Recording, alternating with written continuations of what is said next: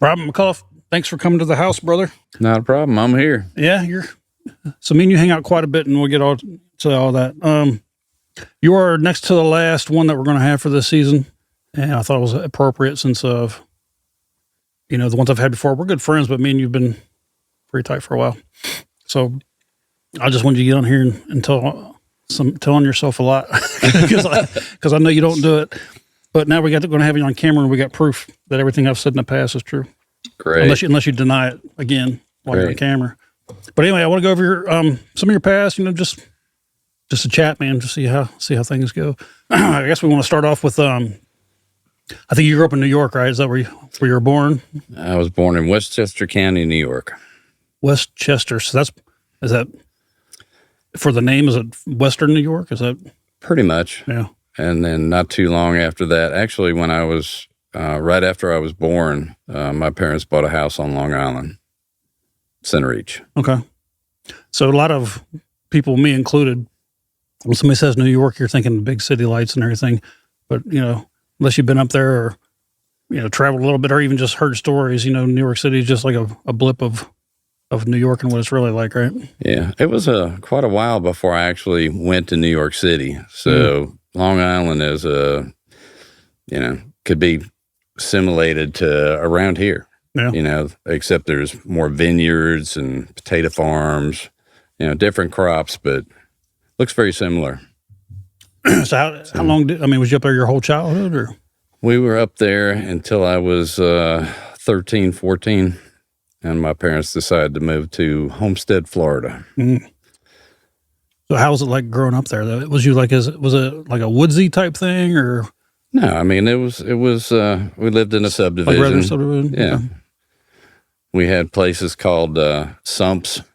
Sumps? What are sumps? Sumps they're fenced off. You're not supposed to go in there, but it's basically for large water runoff. Okay. And it's just a big hole in the ground, really. Mm.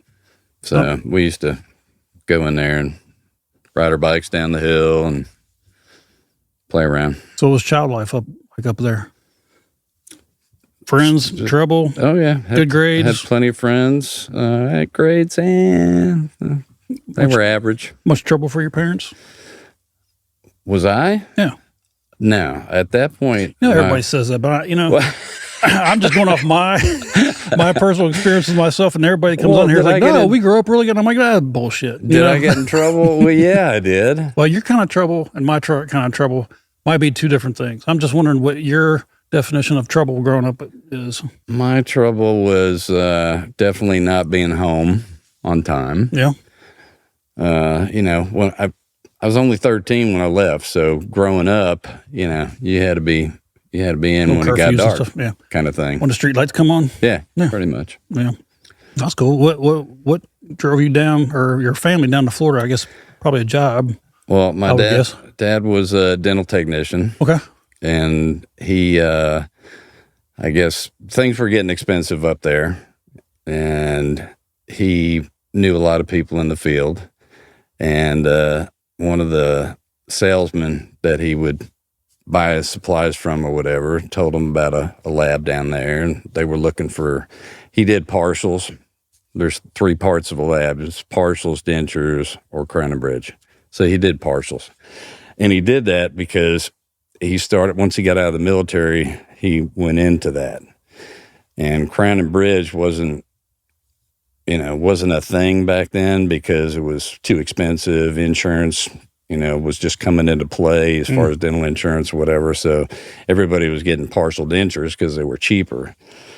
And all they had in crown and bridge was full gold crowns, and, it was more expensive. Yeah. So the cheaper way to go was, if you were missing teeth, was get a partial denture. So he did that. So he contacted the guy, and he went down for an interview, and guy hired him down there. So it was a family-owned business, but he went in with the idea that the guy said that he could either buy into it or, become part owner. So we moved down there, lived in an apartment for a while, check out the neighborhood, look for a house. But it really never came to fruition, him buying into the dental lab. It was basically, he was working a job, getting a paycheck there. Yeah. So he, through other sources, he found another larger lab actually in Decatur, and ended up. So Decatur, Florida? No, Decatur, Alabama. Okay. So that's when we moved from Florida. Never went into a house. We lived in the apartment the whole time we were there, probably there a year and a half. Okay. And then moved up to Decatur. Was your mom working at the time, or she's taking care of the kids? Well, it was just me. My brother had gone into the Army. My sister had a civil service job as a secretary or something for the county or something like that. Okay, let me back up just a little bit and we'll continue. But you said your dad was in the military and got out and did that. What did he do what branch was he in, and what did he do in the military? Actually, it was a paratrooper. Paratrooper? Yep. Okay. So, but when he got out, he wasn't doing dental work in the military. He was doing paratrooper. So when he got out, I guess he had gone to a dental school called Kerpel Dental School up there, and he did a 2-year program and then started, working at a lab. So, okay. So then the thing in Florida didn't work out. Do you remember much of Florida?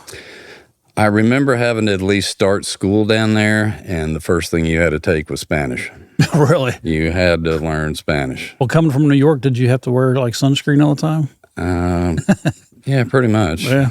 But it was enjoyable for me because when we moved in, it was like beginning of summer, and I had met some friends at the apartment complex, and we were always at the pool. Got into skateboarding down there because that was big at the time. Yeah. So a lot of skinned knees, skinned elbows. Yeah. Yeah. Nobody wore pads and helmets back then. That's for girls. So. All right. So now we're up in Decatur, Alabama. Moved to Decatur. Was kind of a little apprehensive about that because when you're from New York and you're moving to Alabama, you're oh man, Well, I'm from Kentucky, and I thought the same thing about Alabama. So you can imagine, if you're from Kentucky and you think that, yeah. I was very surprised. Well, the first time I came to Alabama was down further south than this, down Fort Rucker. And if you don't know where that's at, it's next to Dothan. So that's about as south as you can get before you hit Florida. For the most part, it's like 45-minute drive, half-hour drive to the Florida border. And I don't know if I've told the story on a past podcast or not, but I was in the Marine Corps and stationed in Hawaii, applied to a program in the Army, got accepted. So literally one day I was in the Marine Corps, the next day I was in the Army. So I got out of the Marine Corps, flew back home to visit family and stuff, bought a car while I was there. We were going to drive down to Fort Rucker. And my first interaction with anybody from Alabama was we were kind of like on a back road. I mean, there's basically only one interstate that runs through Alabama, right? 65 for the most part. There's no. So anyway, we was not on the interstate. We was on our way down there, and needed gas, and we pulled in this gas station. It was a old mom and pop, store. So I'm filling up gas, and I go in there, and wife stayed in the car, and I go in there, and there's this older lady in there, and she goes, "How you doing today?" And I'm like, "Oh, I'm good," So we just started this conversation. One of the friendliest ladies you ever meet, So after about a 10-minute conversation, I'm like, I want to get on the road, I'll sit here, but super friendly. I was enjoying the conversation, and she's like, "Well, I'm going to make up this name because I can't remember." She's like, "My name's Mary Lou. If you ever need anything, you can give me a holler." And blah blah blah. Yes, ma'am. I said, my name's Bill, and blah blah blah. And she goes, "What's your last name?" I said, "Neil." And she just starts laughing, and I was like, "Well, does she know a Neil or something?" I was like, "Yeah, is that funny?" She's like, "Oh, that's funny. It rhymes." And I'm like, "Bill Neil." She's like, "Yeah, Bill Neil." And she's like, "It rhymes." I'm like, "Well, I guess if you say it like that." So I get back in the car and I told Carrie, I'm like, "Carrie, we're not anywhere near what we're used to around here." Not in Kansas anymore. No, of course you got a little bit of Southern accent coming from Kentucky, but at that point I'd been in the military for 10 years. And, when you're in the military, you have so many different people coming together. everybody's accent kind of goes away for the most part, you know? I mean, some will hold it or whatever, but I never even noticed that I had an accent. When I went in, they said I talked Southern a little bit, but by that time I'd kind of been washed away. So to get back to Alabama and hear it that thick, mine was never that thick. And Yeah. I just thought it was hilarious. My experience moving to Alabama, mom and dad found a house, just 3-bedroom, 2-bath ranch or whatever. Started school, and from day one, I was in a fight almost every day for at least, wouldn't say straight, but at least every other day for about a month, because I thought they were just putting this accent on, you know, and of course mine was, you know, I for some reason I can pick up when I go back to New York, you know, everybody's like, why are you talking that way, you know? But yet, you know, like when Patricia and I went to New York or whatever, she's like, why are you talking that way? Right. You know, I can just pick it right back up. Yeah. So I would get in a fight every day for either, you know, them picking the way they talk, you know, or them picking at the way I talk. Yeah. So kind of learned to fight when I got into middle school there. So through middle school, and then afterwards, it kind of went away, especially when I went to high school, you know, because it was a little bit bigger crowd. And, you know, all these kids had grown up together since they were, Right. you know, in kindergarten. Yep. And here comes this New Yorker into the scene. Yep. And it You should have just told them you were from Florida. It would have been that bad. True. Didn't go very well. Yeah. So, well, they could tell I wasn't from from Florida. You ain't got a mullet. You ain't from Florida. Nah. So you know, high school went good. I was on the swim team in high school. I played JV football, and I wanted to go varsity. And my mom was like, she wouldn't let me do it. So I did varsity swim team through high school. Mm-hmm. Did pretty good. Got a couple of went to some state championships. You know, won a couple of meets down there and did fairly well. And I would have liked to continue that, but you know, mom and dad didn't have, you know, the money to, you know, get me training and coach and all that to try to do. I did junior Olympics, but, you know, we kind of ended there. So did you have a lot of, I mean, you said you got a lot in the fights and everything in junior high, but by high school, I'm sure you probably had a group of friends that you hung out for the most part. Do you still keep in contact with those guys, or did Actually, I don't. Okay. Once I moved out of Huntsville, out of Decatur to Huntsville, you just never. So did your family move out of Decatur, or was it you when you grew up and got out of high school and moved to Huntsville? No, mom and dad stayed in Decatur, and they were dad took a job up in North Carolina, and so they moved. And I had a job at a dental lab in Huntsville, and I stayed here and just moved in an apartment in Huntsville. Okay. So, and they moved up to North Carolina, and that's where he finished his career up there. What age? How old were you when that happened? 18, well, 19? I'd gone down to Alabama for 2 years, which was nothing but just 2 years of partying. Yeah. Made C's. Mm-hmm. I did go. Prior to that, I did go to Calhoun for a year and a half, and then went down to Alabama for 2 years. So that would put you right around 22 or so? About 23, yeah, 22, 23. Met my first wife. As you know, I've been married a couple of times. I don't know that. Okay. Maybe I do. So, been married a couple of times. First wife. I tell you learn a lot. Yeah, you know, especially when you're old like that, you know, or old, when you're young like that. Well, you know, if I could give anybody advice, you'd want to wait till your 30s, mid-30s. And I'm not the person to be really saying that because I've been married since I was 21 and been with the same, sorry about that.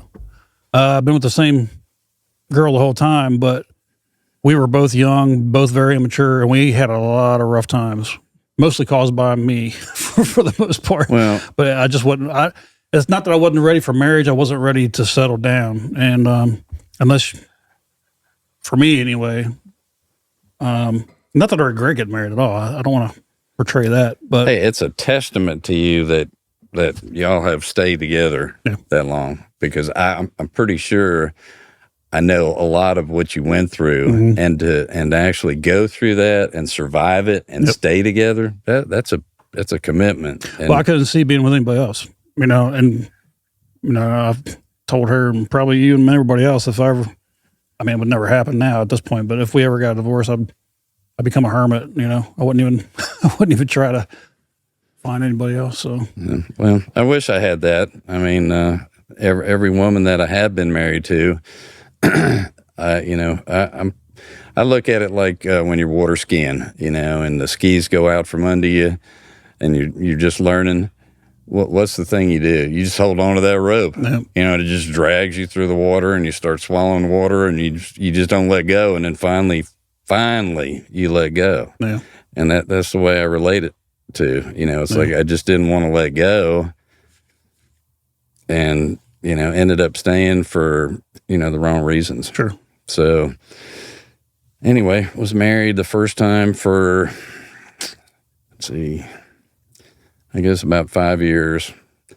We ended up having a daughter. I don't know if you knew that. I had a daughter. Nope. She was 1 year old, and when we divorced, and she came from a family that her dad was a farmer, and she was used to a lot of money. Oh, you mean your wife's dad?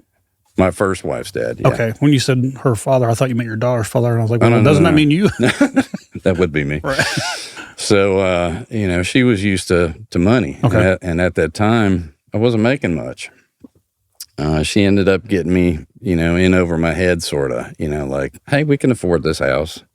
And of course, at the time I had good credit, and we got in the house, but we were kind of house poor is what they call it. Sure. And she seemed to be all about, money. She knew ahead of time what I was making, but so I wasn't fulfilling her, financial needs, I guess, at the time. She wasn't working. She would work part-time for her dad every now and then, because they opened a nursery as well. Not a kid nursery, but right. So that ended. I was left at the house there until it sold, and then I moved to an apartment in Huntsville for a while. So continued working at the lab. Actually, the last year of marriage with her, I really didn't even want to go home. So I stayed at work and just honed my skills, at work, and, got a lot of overtime and, put the effort in. And so if I can thank her for anything, it's for not wanting to go home and getting good at what I did. So I started progressing, through the lab and raises and started making money. Then we moved on to wife number two. Wife number two lasted a long time. We were married 22 years.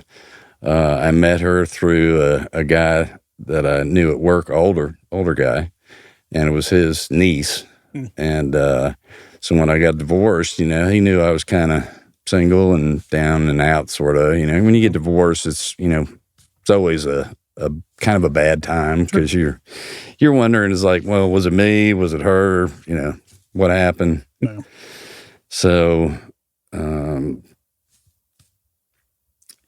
he introduced me to her, and of course, it was, you're still not thinking or watching for red flags. You just want to be with somebody. I've got this thing where I'm not insecure. I just don't like being alone. Does that make sense? Well, it makes sense now that I know you for a while. Yeah. Well, then. Yeah. So, I like coming home and sharing things with somebody. Sure. and going through life, sharing, experience. I don't like coming home to an empty house, and, I wasn't one for, having a dog in the house either. No. They just make a mess. Although I've got a dog now. Yeah, well, I knew we were going to get to that, and then I was going to bring that up later, but since you brought it up, the guy that never wanted dogs in the house now has dogs and all kinds of different animals, but we'll get there. We'll get there. So we ended up having a son, and he almost died when he was born. How did that happen? We really don't exactly know to this day. He went full term, but when he was born, and we thought he was perfectly fine. We didn't really notice that there was something wrong until he was probably 6 to 8 months in daycare, once he was old enough to go to daycare. Yeah. So we got called into the daycare, and the lady there was like, I guess they have these tests, and of course they're too young to actually write. Sure. It's sort of like, their cognitive tests or whatever that the workers notice, that he's not doing this as well as the others. He's just not up to where he should be, sort of thing. So then we started, the doctor started, they have all these different tests that they give babies or whatever. And, he says, yeah, he's a little behind. So they suggested to do I don't know if it was a CAT scan, MRI, or whatever. Well, he had that done, and we found out that he had a form of brain damage at birth. Mm-hmm. He had gotten dehydrated because he was so weak when he was born. He wouldn't breastfeed. And they told us, it's like, if you're going to breastfeed, you need to breastfeed. Don't supplement with bottle because you want to keep him regular. Yeah. Well, we couldn't tell, if he was actually breastfeeding or not. He would, latch on, but, so we called the doctor each day, and the doctor just thought, these are just first time excited parents or whatever. Yeah. Well, by the fourth day, he was kind of very lethargic, wasn't moving much. And I'm like, you need to just take him, because we kept calling. The doctor's like, oh, he's fine. I said, look, just take him to the doctor's office. I had just started, I moved from the lab that I was working in and worked for a doctor. It was me and another guy, and we were doing, his crown and bridge work right there in the office. Mm-hmm. We had a little room set up to where we had a small lab there. So I said, look, just take him to the doctor. So she got the neighbor, because she was so upset, she got the neighbor to take him to the doctor's office, and she gets to the doctor's office, and the doctor's like, what have you done to this child? Like putting the blame on her or something, when she's been calling every day. Was it the same doctor you'd been calling? Well, yeah. Mm. Yeah. So one thing I forgot to mention was the original doctor, you know how women are, they got to pick the doctor that they feel comfortable with. So we picked this doctor. Well, the day she gave birth, he was on vacation someplace, and this 90-year-old doctor that was at the hospital had checked him out, said he was good to go. Well, he wasn't good to go. He was under birth weight. He was very dehydrated. And I think if that situation would happen today, it would have been caught at the hospital, and they would have kept him and probably put him on IV and, bottle fed him or whatever. Yeah. Because he wasn't strong enough to feed. No.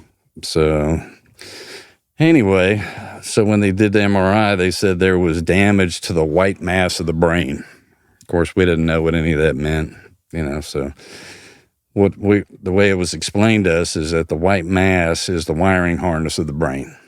So at first we were told he's going to be a little behind, but, he'll eventually catch up. So hence the roller coaster ride that we had with him. Mm-hmm. So, we were just glad that he lived, because he was very close to dying at one point.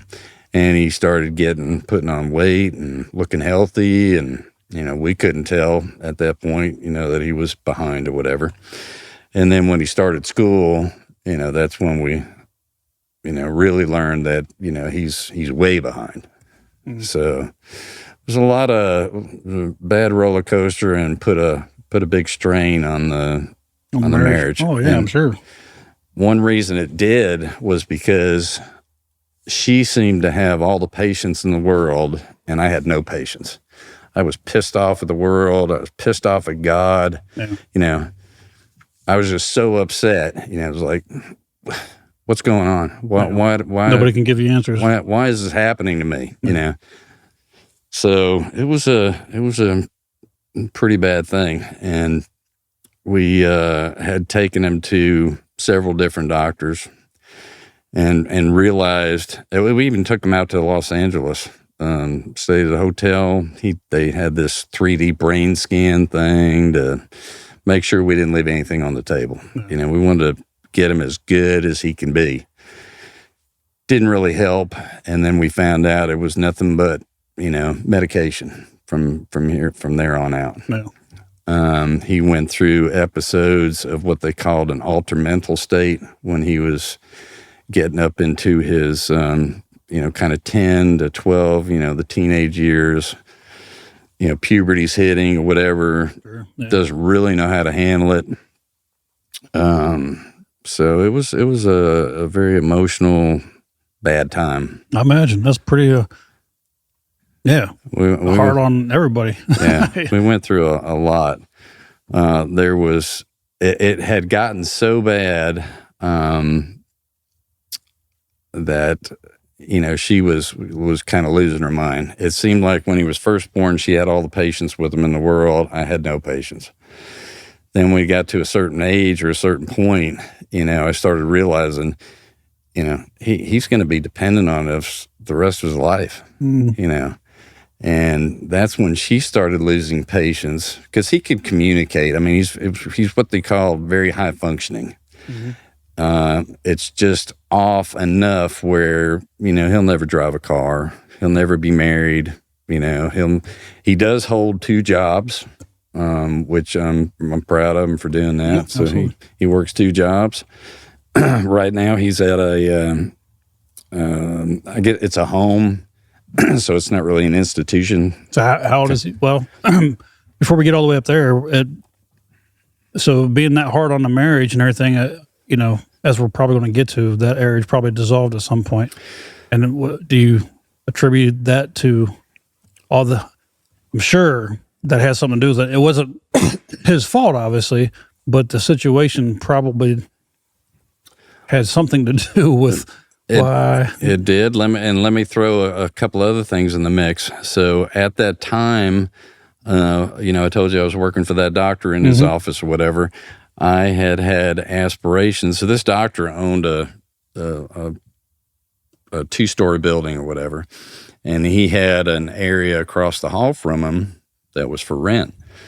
So I got the bright idea of, you know, hey, why don't we start a lab? So I talked to the other guy. So we actually started a lab over there separate from the doctor. Yeah. And I had other doctors call me that knew me from other labs that I worked in or whatever. And they're like, hey, what are you doing? You know, we're starting our own lab or whatever. So they started sending work. So that's originally how I started the lab. And So what age was your son at that point? At that point, he was when probably... you started that business? Well... when I started the business, whatever, he was probably about 3-4 years old at the time. And it was still manageable. But it was getting a little hairy. Yeah. So from that lab, the older doctor had retired and the newer doctor moved to a different building. Okay. Main account. So pretty much, you know, here we go following them. Yeah. So there just happened to be another building, you know, right beside the building that he redid and for his dental office. So we started another lab there. At this time prior to that, though, I had bought my partner out where I owned it 100% and he worked for me. Well, that's even more stress. Yeah. Yeah. At that point in time, when we moved into that other building, whatever, this was a few more years later or whatever. And so I was just getting started with that, and it was going very well. Yeah. Money started coming in, more doctors started, you know, trying us out, so business was picking up. How many employees did you have at that point?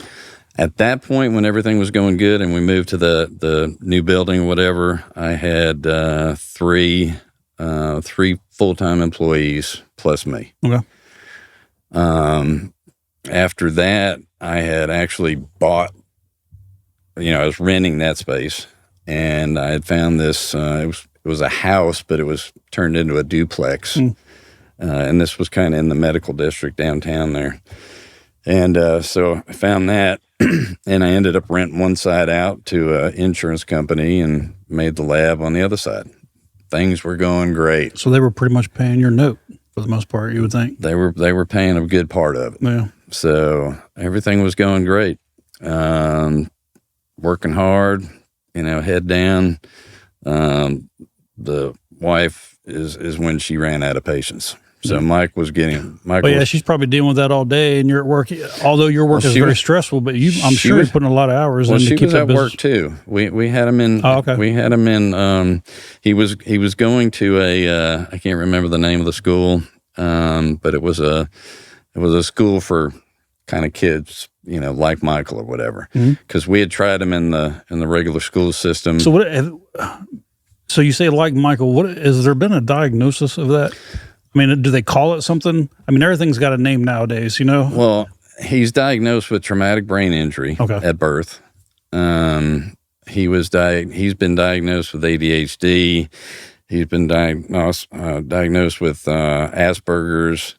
I mean, to me, I just don't think they know. No. They put a label on them. They give them medication, and they're even guessing with the medication. I mean, they were really just practicing, because at that age and his weight, they just don't know the levels of these medications that they can give adults, but they don't really. At the time, they really didn't know the dosage. So he went through times where they would change medication, and he would see stuff on the walls, or he'd pick up an object and walk around the house, and am I going to die? I mean, just all these weird alterations in his head going on.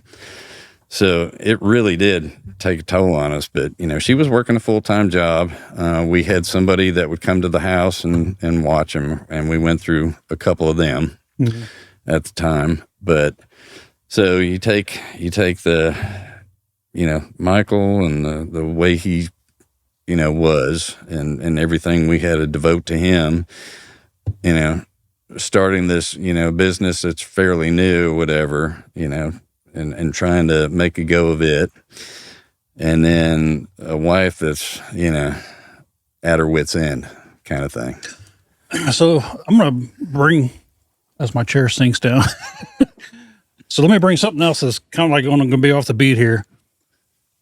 And, we'll just see how this goes. Where is your daughter at this point? Did you have any contact with her? That's a little unusual. So I didn't know if you wanted to go into that, but... Well, I do, because I don't know anything about it. Okay, so when we divorced, believe it or not, she had hooked up with a guy that worked for NASA.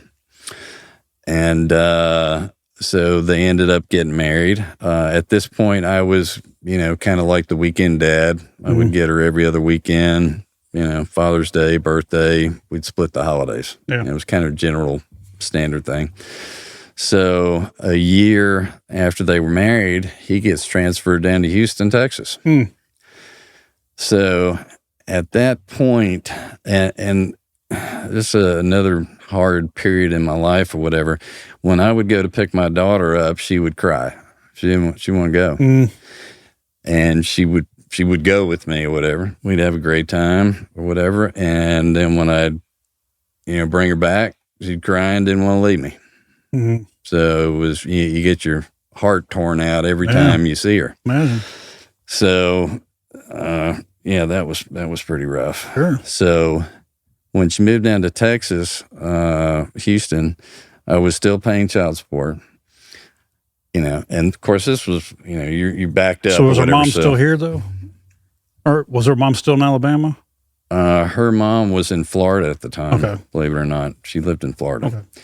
So, I was paying child support. And of course this was before, you backed up a lot. So yeah. Sorry. I was still. I knew we were going to throw you off a little bit. That's but all right. It's all right. We can bounce around. Screw chronological. so we're way back. So basically, I'm working for somebody. I wasn't making minimum wage by any means, but I wasn't making much, and but still paying child support. I think at the time it was probably $250 a month, and it's based on what you make, what she makes, whatever. So it's about $250 a month, but back then, you're talking back in the, 19, whatever. Yeah. It was $250 was a pretty good chunk coming out. So after about, 8 months or whatever, and of course I the money to fly down, stay in a hotel, and visit my daughter, and there was no thing where she had to bring her back to me at the time. And so I just didn't get to see her. Couldn't really talk on the phone because, she was 2-3 years old at this time.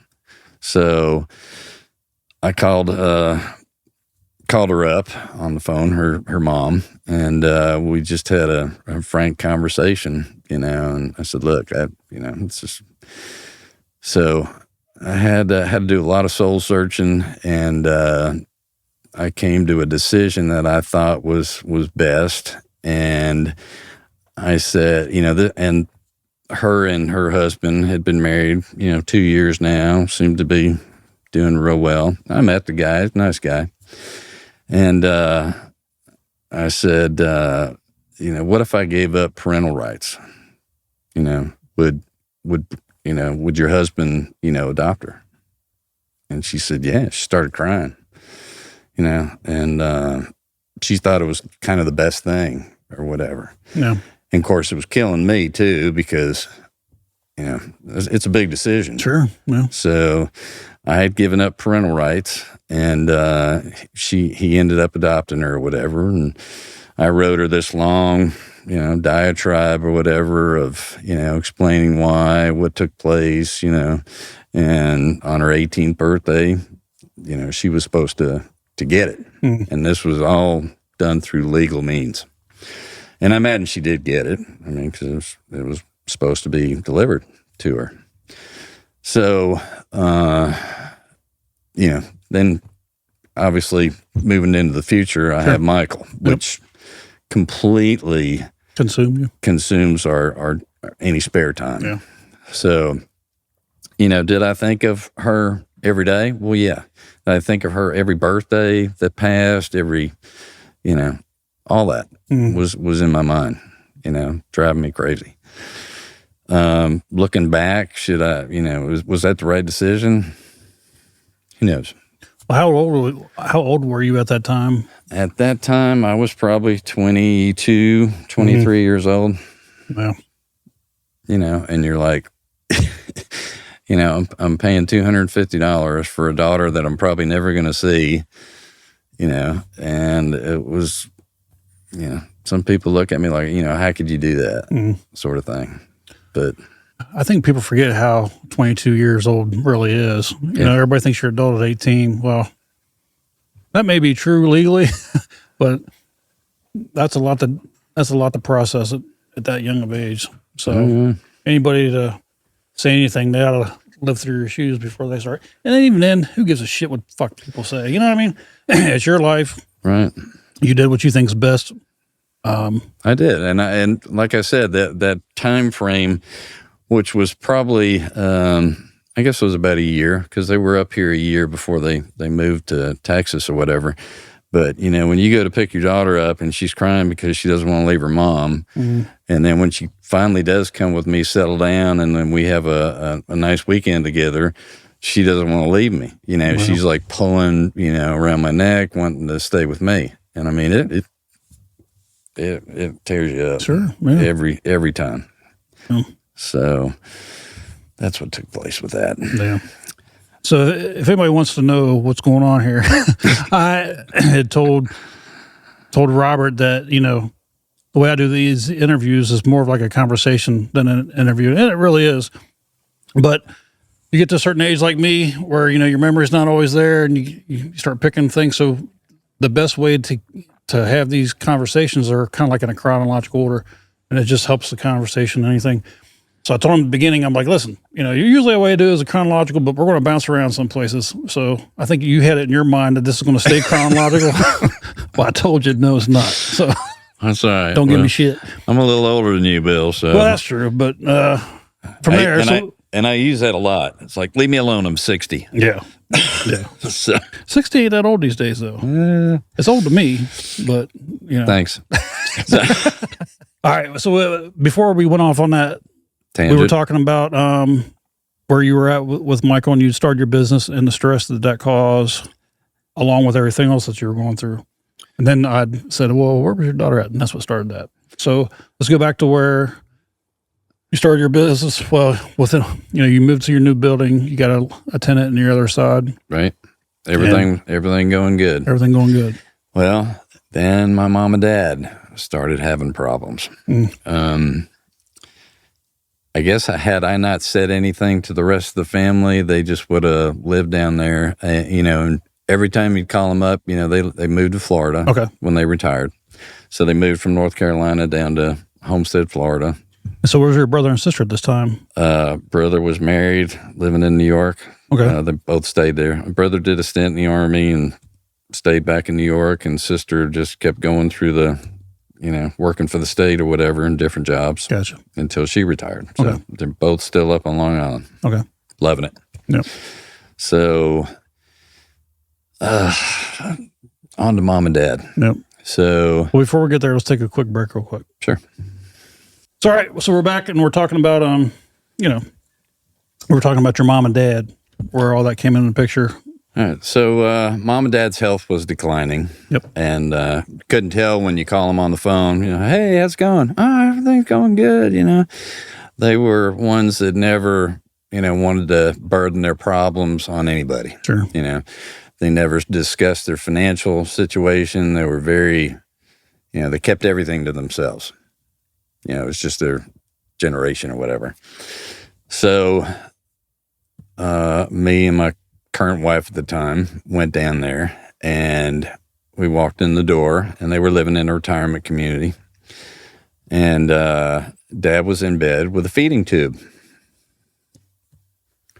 Mom was in a wheelchair because she had stepped off a curb and had broken her ankle, never healed correctly, so she could barely walk. So mom couldn't walk. Dad's in the bed with a feeding tube. It's like, what's going on? Yeah. She's actually pouring, this liquid mix. Yeah. Yeah. It's like, I don't know what protein shakes or something or whatever, nutriment, whatever. And I'm like, I was just so set back, like, what's going on? So we had our visit, went back home, and the first thing I did is I called my brother, sister, and my other brother. Said, look, we got to do something. So I told them what the situation was. So all of them were like, okay, so what are we going to do? So at the time, I had a house living in Madison at the time. So I had a house in Huntsville as well. So, and I was renting it out. The lady that was living in it was about ready to come into the end of her lease or whatever, and she was going to move out. Well, I was the only, other people, and my other brothers and sisters, weren't able to, they had no room anywhere. So that was kind of thrust upon me and my wife, along with having. Did you talk to your siblings about that? Yeah. Oh, it caused a riff a little bit. Yeah. It's like, I'm like, I can't do it. I can't do it. My oldest brother did 2 tours in Nam, and he was. All right. So you had 2 brothers. Right. So impression up to this point was you had a brother and a sister. So you had 2 brothers. Yes. Okay. He was a half brother, same mom, different dad. Right. So, and he was 17 years older than me at the time. So he did 2 tours in Nam, very smart, graduated from college or whatever. He did a tour in the Army and then went into the Marine Corps, sort of opposite of what you did. Mm-hmm. So it was even rougher on him.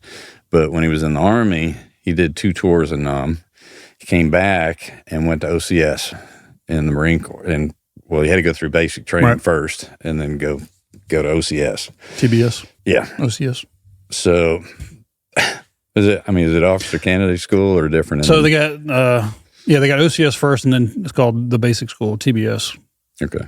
Anyway, doesn't matter. Go ahead. Sorry, I interrupted. So none of them were able to take mom and dad. So it pretty much, fell on me. I just happened to have a rental house coming up for sale or coming up for rent.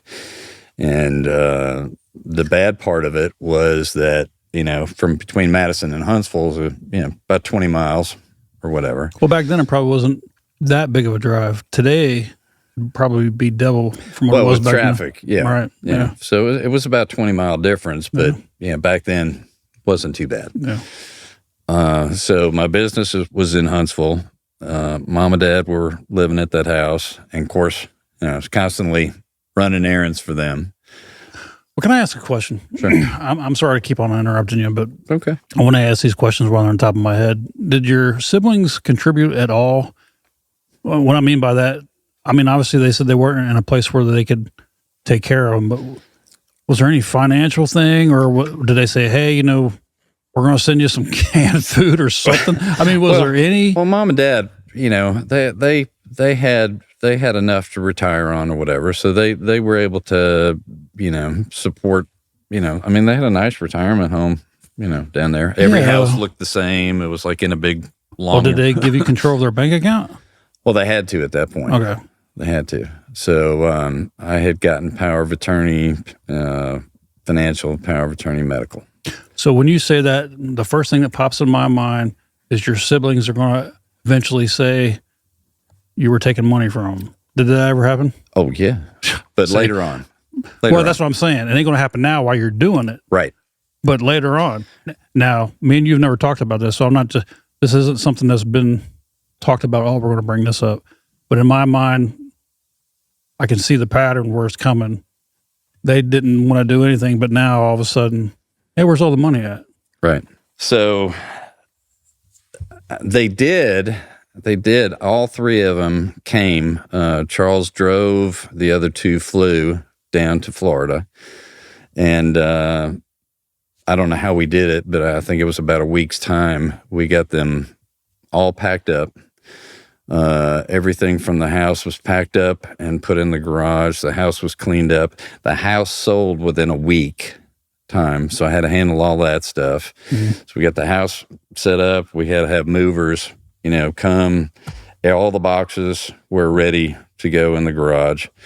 And most of the, personal stuff and, stuff they needed to live on, safe, anything that they had or whatever, jewelry, all that, whatever, came within the 2 vehicles that we had. My brother had rented a van, and I had a truck at the time.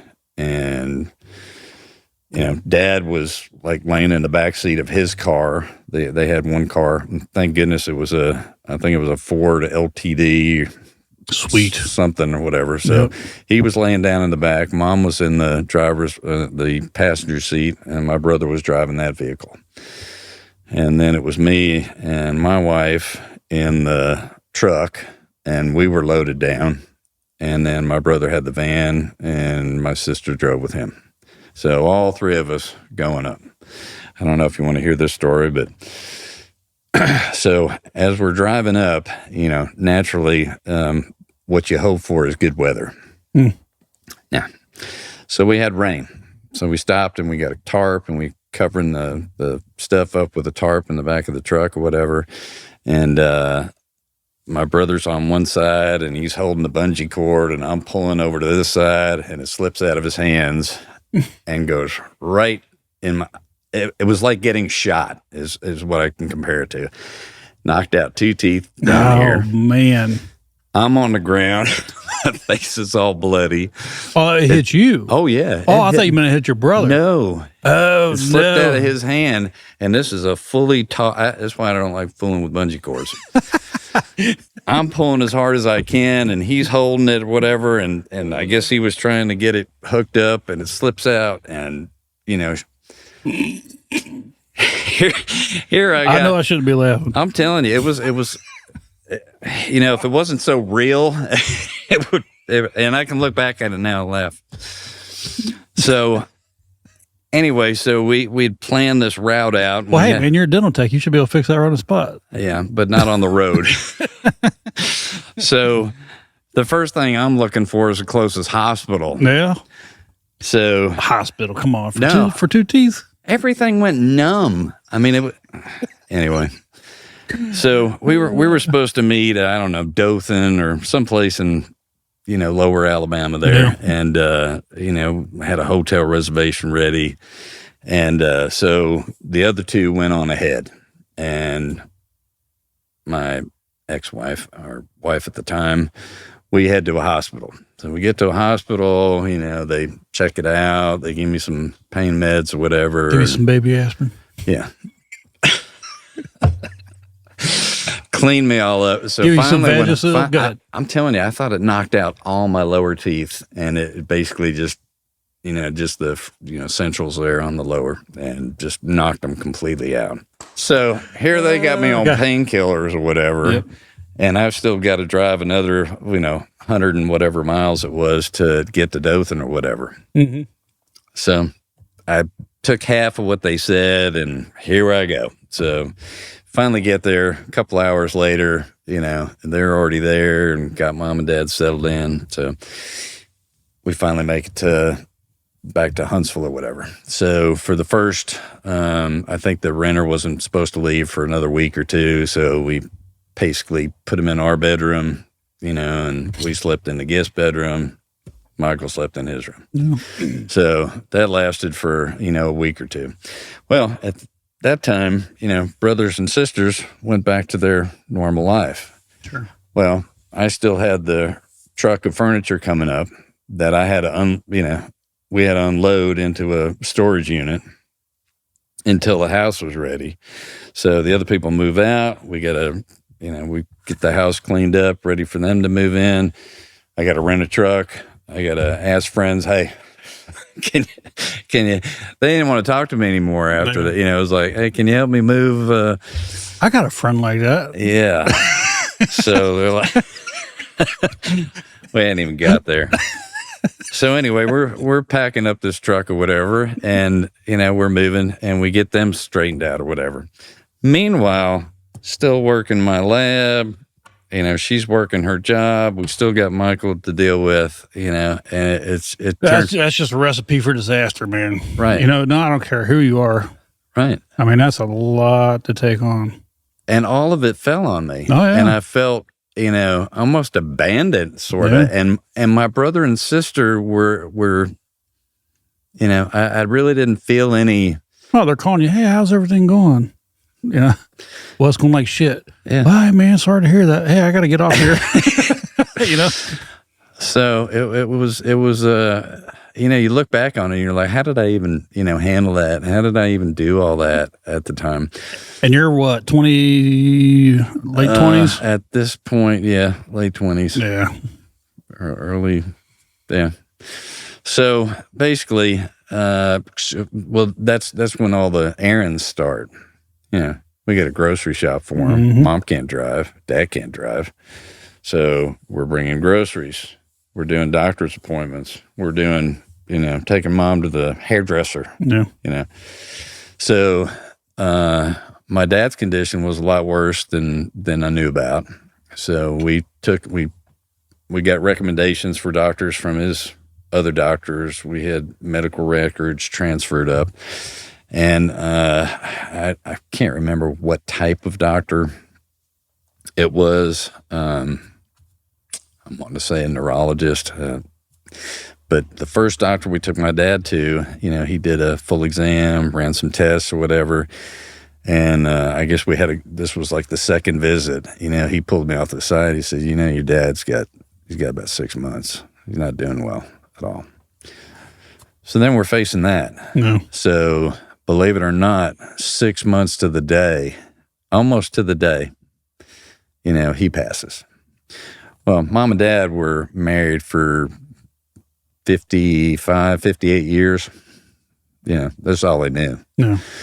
So dad died one day after my birthday, September 24th, 2001. And that was the time 9/11 happened, right? September 11th. Yeah. So anyway, so he passed away. Had to call family members, hey, dad passed away. So they did come down to actually, I told them, when we got out of the hospital, look, the doctor's only giving him 6 months. So if you want to see dad, you might want to come down. So each of them came down at different times, spent a little time with him. Actually, his brother came down too. Dad's brother came down and spent time with him. And, when everybody goes home, still just, us taking care. So he passed away. Mom was still living in the house by herself. Well, I got to tell you, up to this point, how long was you married at this point?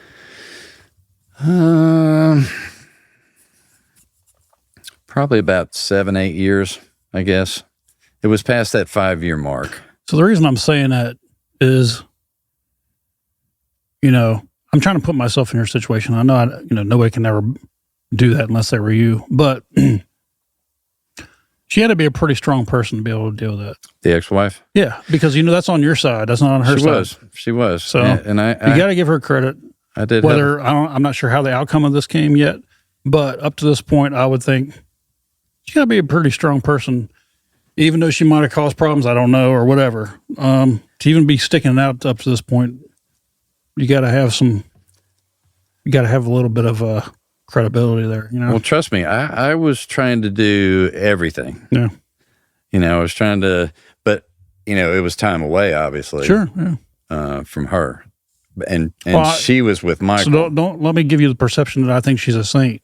I'm not saying that if she was, whatever. I'm just saying to be up to this point that we're talking about. I mean, to stick it out that long, that's pretty good. A lot of people before that point would have been like, "Hey, man, I'm out." Well, I'm pretty sure that's what ended it. Yeah. Well, what ended it was that mom didn't want to stay at the house anymore by herself, because I was constantly over there. Hey, I need this. Can you do that? Yeah.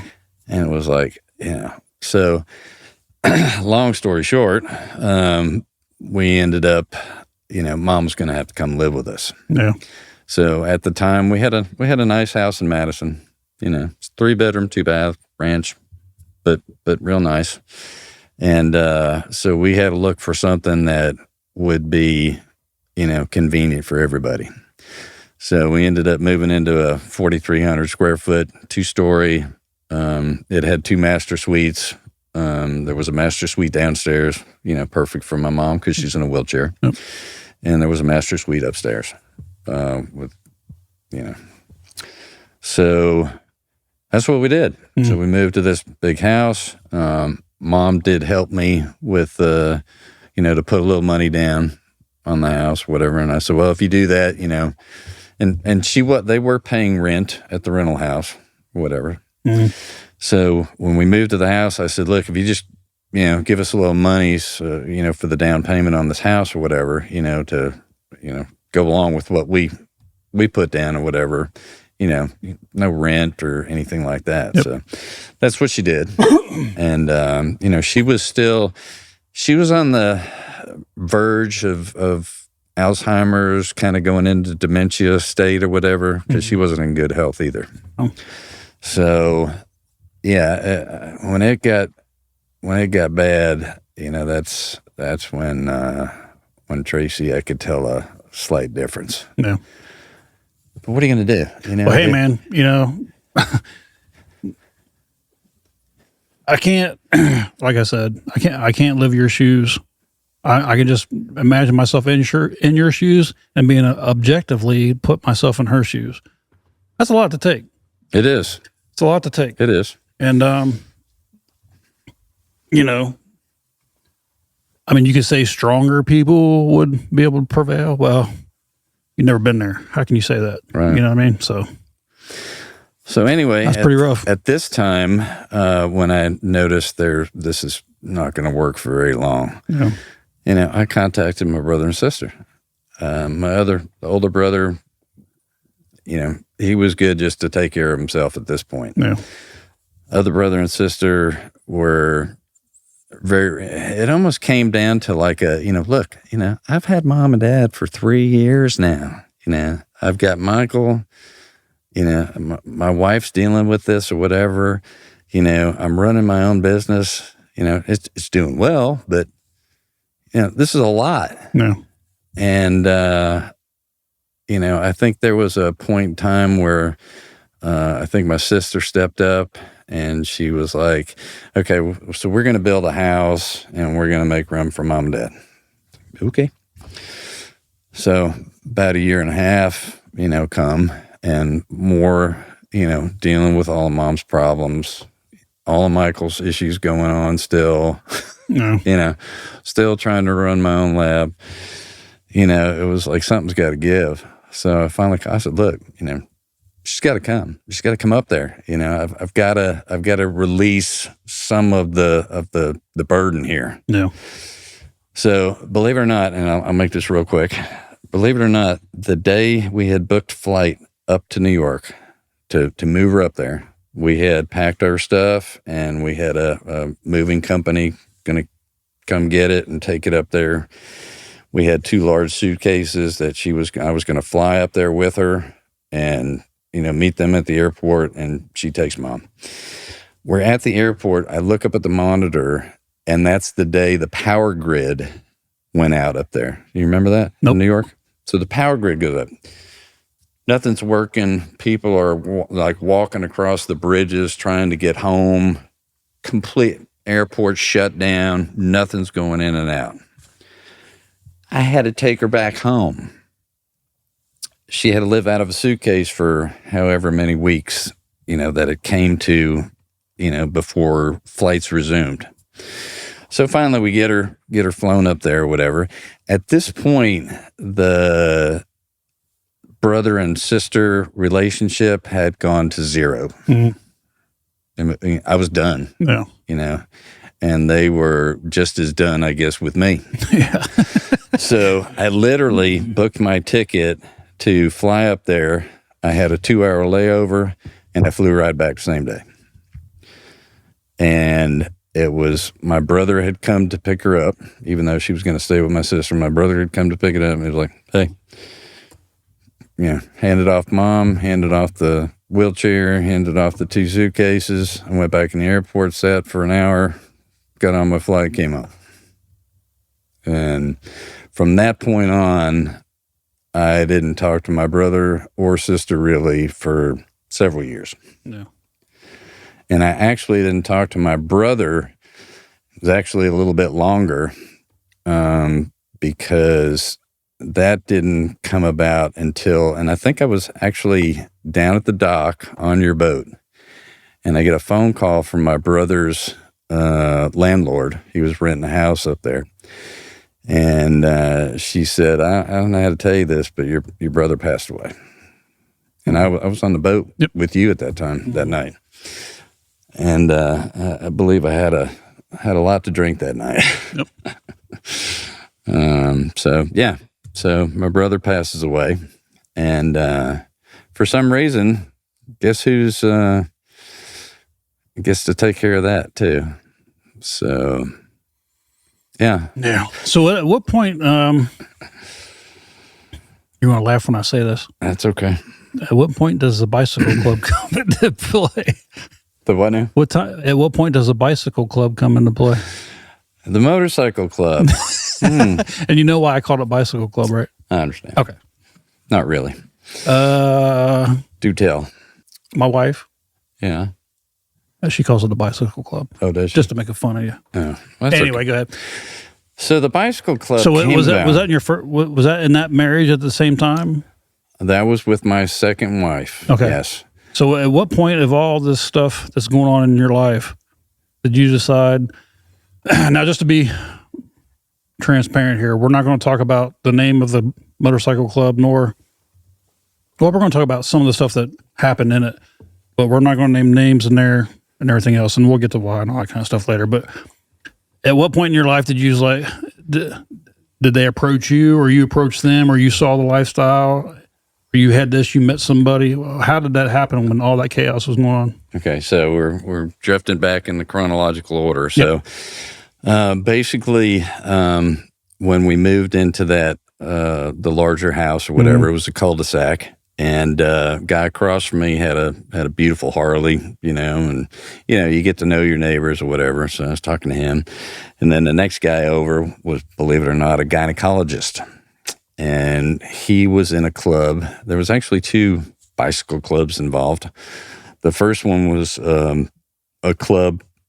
I won't mention the name, but it actually started overseas. It was a bunch of ex-military guys, whatever.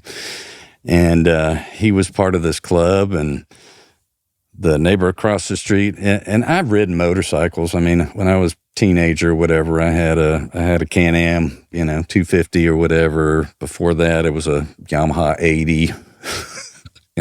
So I mean, I rode motorcycles and liked it. It's just, sometimes your life doesn't. Don't be laughing at the Yamaha 80. Those 2-strokes are pretty powerful. I hear you. So I kind of miss that, and I never really, hey, I kind of need a hobby sort of thing to, take away. De-stress, yep. Yeah. So the guy wanted to sell the Harley, and I was like, I'm going to buy that Harley. So when I bought the Harley, I was talking to, we called him Doc, and I was talking to him, and he was telling me about this motorcycle club that he was in when he was overseas or whatever, and still a member of it, but there wasn't a chapter in the Huntsville area, and wanted to get a chapter started. So I'm like, hey, I'm all in. So he taught me a lot about, what a motorcycle club's about, what their club was about, and told me, all about the other clubs or whatever that were out there, really didn't have a clue what was going on. So he educated me a lot. I mean, a lot of our talks were drinking and, talking about, biker clubs or whatever. Mm-hmm. So he got me interested in it. And, there was a couple other guys that actually moved to the Huntsville, Madison area that were in the military and overseas, and they were part of this club as well. So from my understanding, being taught, it takes, 5 guys to make a chapter. So we got together. They all had their patches. No. I was kind of patched in really without going through the normal steps you would do. Yeah. So I was considered a charter member of starting this.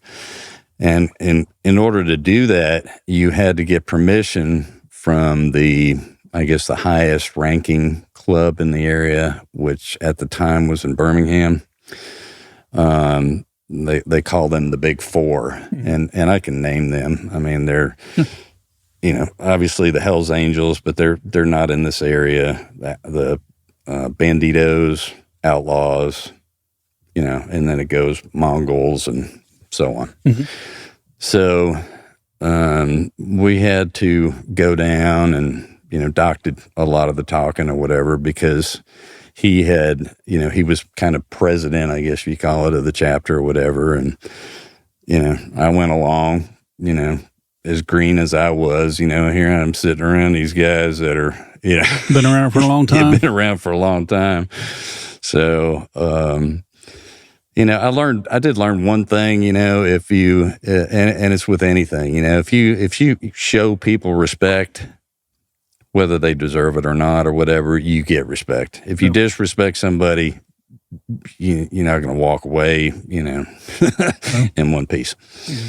So that's how it started.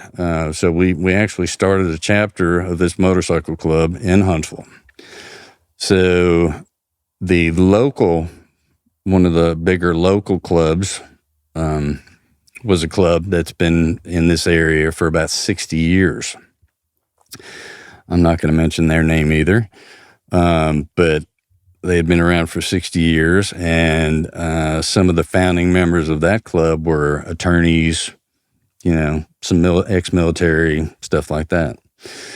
So we had gotten their permission to start up. So I was with that club for quite a while. Went to some of their different events in different states, rode a lot with them, learned a lot from them. And, but we actually started hanging out with this other club a lot because, one, they had a clubhouse, which most motorcycle clubs do. Mm-hmm. And it's a bar is what it is. It's a bar kind of / restaurant sort of thing. So we got to know them, and I kind of liked what they were about, and the club I was in was so.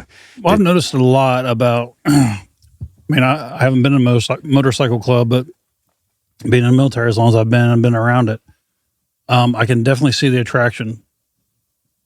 Because it's about brotherhood. It's about, the guys that you're with. You can have all kinds of different backgrounds from different walks of life, up to like what you said, to a lawyer, to somebody who's been abused as a child several times, and those guys become more brothers than their actual brother is. So I get the attraction, and that's something that I thought about. Being stuck. I don't say stuck here, but have kind of thrived to get back to what that brotherhood is. So I definitely see the attraction. Well, when you're first starting out and you do that, you see something that you want mm-hmm. that they have. And then I realized, being in it for a while, it's not what the club can do for you. It's what you can do for the club. It's what you can do for the club, really. Yep. And that's what makes you a good brother. Yeah. So I saw that more in this other club. So I didn't really do what they call a patch over. I actually had to turn, and I did things the right way. You have to turn in your patch, from the other club, and you start out sort of. I didn't have to go through the hang-around phase. So the hang-around phase is when a guy is riding, feeling nothing on his back or whatever, and he sees this group of guys or whatever, and he may know one of them, or and they ride together, and hey, why don't you come to Clubhouse and check us out or whatever? So they do, and he gets to know everybody, and it's the club is feeling you out, you're feeling them out, sort of thing. Mm-hmm. Is this a group of guys I can get along with? Do we have common interests? And so it's the hang around is a good time frame, because or a good period that you need to really go through, because you need to decide, is this club something I'm really willing to put my time into? And they need to know, if they're putting their time into you, that you're going to make a good brother one day, or trust you. Right. Yep. Right. And that's what you go through. So anyway, when I went in, I knew all of them, as a patch of another club. And so I didn't really start out as I started out as a prospect, I guess, but I had a top and bottom rocker. I could go into all the details on that. But if anybody wants to learn that, it's widely available. Yeah, they can look it up. Yeah. So there was so I had top and bottom rocker. It went through probably about a 6-month to 8-month period or whatever. And when you do prospect or whatever, you're a man first. Okay, people look at prospecting differently or whatever. I mean, they're testing you. And you're trying to, it's like a job, your first job, you're trying to impress them. Probation. Yeah. Probation. Mm-hmm. Probate. So, you want to show them that you're already a brother, so you try to do, as much as you can. You're going to work behind the bar. You're going to, if you see an older guy that's been in the club and, he needs to sit down, you're going to get him a chair. Hey, can I get you a plate? Can I get you a drink? What can I do for you? Sort of thing. Or, then you got these guys that, want to test you. They're like, I'm not sure about this guy. Hey, why don't you go out and wax my bike? And then there's other people that'll ask you to do stuff that they would never do. Right. And you got to know, where your limit is. Do I really want to join a club that, makes me want to, drink barf or piss or, any of that shit, And it's like, if you do it, you're a bitch. Pretty much. Yeah. And they're going to look at you that way. So they can test whether you're a man first or just, I'll do whatever you want. Just want to be just to have the patch. Right. So that's one thing you gotta know. Yeah. You gotta know when to draw the line. So obviously I did, and I got patched in and was a member of their club for 5-6 years, and had a great time. Long rides, down all the way down to Key West, Florida, to all the way up in Wisconsin, Milwaukee. So you say 5 or 6 years. I mean, 5 or 6 years is a long time. So there's a lot of stuff that happens within 5 or 6 years. It does. And what happened during that time is toward the end of that, Mom had moved up to New York during that time frame, whatever. Yep. Yeah, probably about midway through, I guess. But I did probably leave the wife alone with Michael more than I should have. Yeah. But at that point, after dealing with everything, sure, I just had to have an outlet. Yep. I didn't golf. I didn't fish. I liked riding my motorcycle. Yep. Was she invited on trips? Could we have gotten babysitters? Probably. Did we? No. No. So I'd be gone for a weekend here and there. Went over to the Philippines for a week. So, yeah. So, it was kind of a bad time. It was a release. Yeah, it was. Kind of keep my sanity. Yeah. During that time, when you're in a biker club like that, are there marijuana, drugs, a lot of alcohol involved? Yeah. No. Did I do them? Yeah. Yeah. So I was doing that when I was 13, so you ain't got nothing to be embarrassed about. Well, you didn't ask me when I was 13. Yeah. Well, as comfortable as you are, and matter of fact, you can just tell whatever you want because, like we said, we can edit this out if you're not comfortable with it being online or not. And we can save them for your archive, for your personal thing if you want. But what kind of things happen in those 5 or 6 years that are like, oh, we don't talk about this kind of stuff? I mean, I think I know. I mean, I've seen enough, you watch war movies and you're like, I know what war's like. And then you go and then you're like, oh, shit, this ain't what I thought. So from the stories there's lots of stories out there. Like Sons of Anarchy, loved that series. I could watch that forever. You watch that and then you think you know everything there is to know about a biker club. So what are some of the things that people wouldn't really think would happen that they would see in movies? You know what I mean? Like, well, the movie says this, but it's kind of like that, but it's not really. Anything that you can share? Before we go into that, can we? Absolutely. All right, let's take a break. We're going to take a break. All right, so welcome back, man. I'm here. All right, so we were talking about, the breaks and everything and cigars and stuff. And I apologize. I failed on that part. So, well, when you get older, you only have a few vices left. Yeah. Well, this is the first time I'm drinking in probably a month. Well, since the Alabama game. When was that? 3 weeks? Yeah. That's the last time. Been about a month. Yep. So I've slowed back a lot. There's a reason for that. Anyway, so we were talking about motorcycle club, and we wanted to hear all the gory details that nobody wants to talk about. Oh, it's a secret. We can't say it. We'll get killed and blah, blah, blah, blah, blah. So a motorcycle club has to make money somehow, whether it be illegal or by so-called legal ways. There's got to be something in there that you can share, that you feel comfortable with, that goes along with. Well, I can use generalization. Sure. So I can tell you that some sales. You can pull that mic up. Where you can go like this if you want. Okay. So my low voice. Yeah. I imagine there was some sale of illegal product. Yeah. Here and there. I wasn't involved in any of that. Basically, most of the money was made by fundraisers.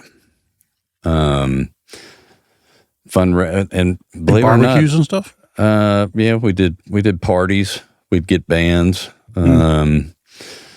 We'd put out food.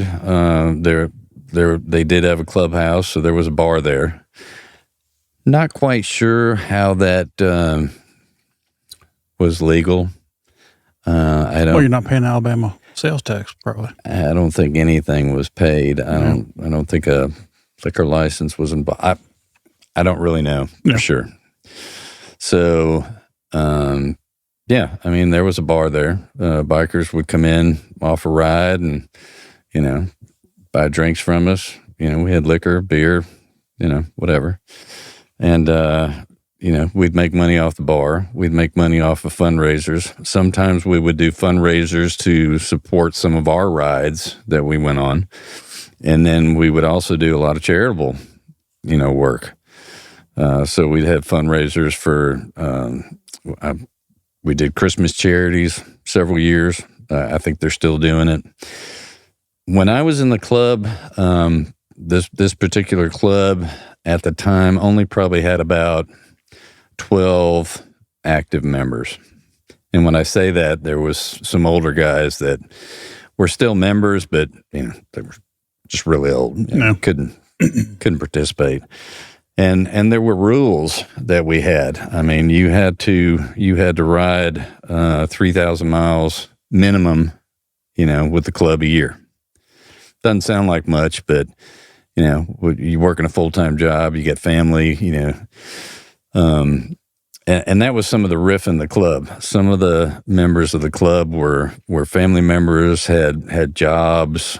Some of them actually had security clearance, believe it or not. And others were what people call one percenters. So one percenters, club comes first. That was some of the club thing that I really didn't understand with this club. That how can you have some that were one percenters and some that didn't consider themselves one percenters? Yeah. So you were one for other obligations, their family, their job, whatever. Where were you in that pecking order? I was definitely not a one percenter. Okay. I had a family, I had a job, owned a business, business owner. So, I was not considered that.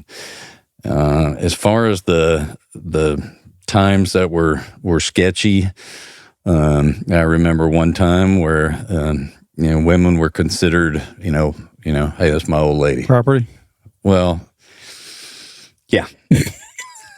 You didn't want to say it. I can see in your face. I ain't going to say that. Right. Women that were either dating and or married to brothers were given by the brother a patch. Yeah. Property of, my name happened to be, I can say my name. My name was Hammer in the club. And so my wife at the time wore a property patch, property of Hammer. Basically, when you went to different clubs or other club members came to your clubhouse or whatever, it was good that they had that on because they were treated with respect by other people. Yeah. If you weren't in the club life and you were just the guy that rode in and, or came to a party or whatever, even they knew, from their experiences or whatever, you don't mess with them. Mm-hmm. we had a saying at the clubhouse that if you came to the clubhouse and you weren't bleeding when you left, you're welcome back. No.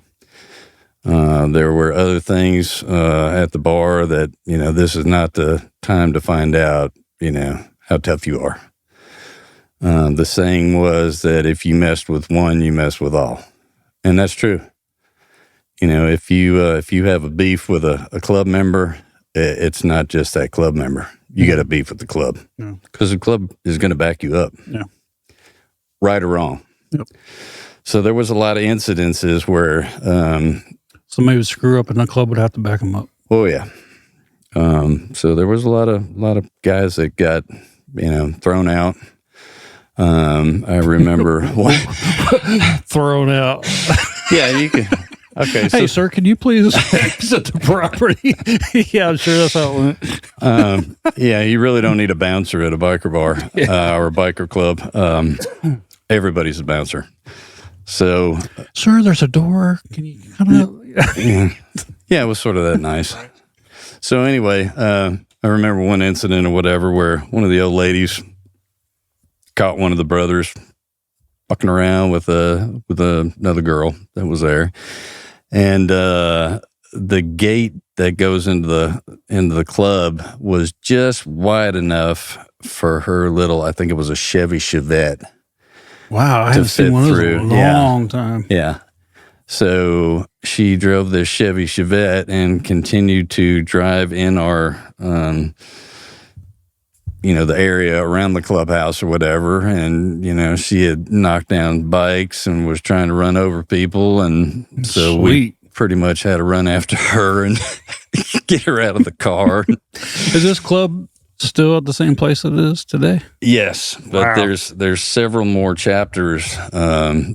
At the time, there was basically one chapter in Huntsville and one chapter in Memphis, and that was it. Yeah. And from what I've been out for 11, 12. Well, let's skip forward a little bit. More years. So let's kind of get done with that a little bit. Sure. I mean, we can go pretty deep, and that'll be a season 2 thing. Oh yeah. So, where the people that are outside of that kind of world. There's always been thought as, once you're in, you're always in. You're never going to get out. How does it come that you can be into something that deep where we think that, okay, it's a lifetime thing?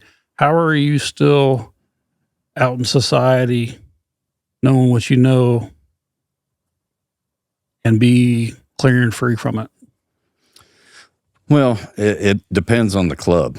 Mm-hmm. There's several thousand motorcycle clubs throughout the United States. Well, you were part of, without giving away who it was, it was a pretty well-known club.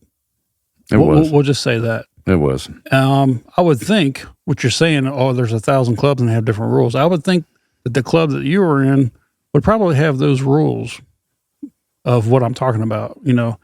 Once you're in for life. That's true to a certain perspective or whatever. Yeah. And that club, believe it or not, at the time, you could, if you had to leave, and the reason why I left is because the woman that, after my second wife, I started dating, was very strong-headed, and I knew that if I introduced her to that lifestyle, that there was no way I would get my ass beat. Yeah. Probably, yeah. Because she was not going to follow the rules. Correct. Yeah, I could see that. Yeah. So and the reason I'm saying that is because I know who you're talking about. Right. Yeah. So at that point in time, I did start having problem with my legs. I have what's called peripheral neuropathy. And I could tell it was getting a little dangerous for me to be on the road with my bike. Because when you have peripheral neuropathy, there's a lot of numbness or whatever. And it wasn't so much in the shifting leg as it was the brake. Mm. And of course, I know you got hand brakes, but you got to use them both. So I was having problems with that. And especially when you have, bitch on the back, as they say, it was getting pretty dangerous for me at the time. And at that point in time, there was a lot of brothers going down. People were, they weren't aware of motorcycles, and we'd hear, so and so passed away, or so and so's crippled now because he got run off the road. So it was more of a kind of a safety issue as well. Yeah. And with a lot of clubs, especially the Big Four or the 1%er clubs, whatever, you are in it for life. And if you decide to leave, most of the time you're out in bad standing, which is what it's called, and your bike becomes the property of that club. And they're going to take their patch back. Yeah. Your vest. So it's a thing. So well, let's stop right there. Sure. With that subject. Let's move forward just a little bit on how we met. And I'll tell you my perspective. You can tell me your perspective. Mm-hmm. So I had a boat here locally on the Tennessee River. It was you can go look it up. It's called a Harbor Master Stolecraft. It's a 45-foot, 50-foot. Well, I guess with the spun platform, maybe 50-foot. Anyway, me and my wife and my family, we pretty much lived on the river for a pretty long time. When I mean lived, we were down there all the time. And we were on my boat, and with my boat, there was always something going on. There was always a large group, and there was always partying going on. Having a good time. Well, we seen this guy with a jet ski, and he had some girl on the back, and they were just ripping around and, having fun or whatever. Well, if you get the boat size that I had, if you get to a certain speed, the wake on the back is pretty significant. I would guess 4 or 5 foot. It was putting out a big wake. A big wake. Well, this guy he comes up and he starts, playing with our wake. And we're like, yeah, that's, pretty cool. Well, I don't know if it was me or somebody else. I think it was me. I decide, well, when this guy jumps our wake, he's getting so close to our boat, I'm going to hand him a beverage. Oh, no. How old are you now? I'm pretty old. So the first time you had that boat, which was very wide, had a big it was a 16-foot. Yeah. And it was putting out a big wake. So the first time we actually met, I came up behind you and I hit that highest part and I jumped that thing, and I got to be honest with you, it kind of scared me. Yeah. I bet I was out of the water 6 foot. It was significant. Way out of the water. It was to a point where I'm like, because he's gonna hurt when he comes down. You should have seen me when I went up. So yeah, it went up, anywhere from 6 to 8 feet, let's say. And you popped it. Yeah. You didn't let up. No, it wasn't like a here's the way. No, it was full bore, and that thing went straight up in the air. Yeah, it was up there. Jumped it, and somehow both of us stayed on and landed that thing. No, and you guys were like, "Wow," And I remember coming back around. Hey, we got to talk at the dock, So I had actually a boat there and the jet ski or whatever, and we started talking a little bit or whatever. Just for a little bit. There was a beer transfer in that first time. No, the beer transfer took place when you were on somebody else's pontoon, wasn't it? No, sir. That was on the back of it? No, sir. That was Gizmo. Wow. Go ask that person that's over there. That's when that happened.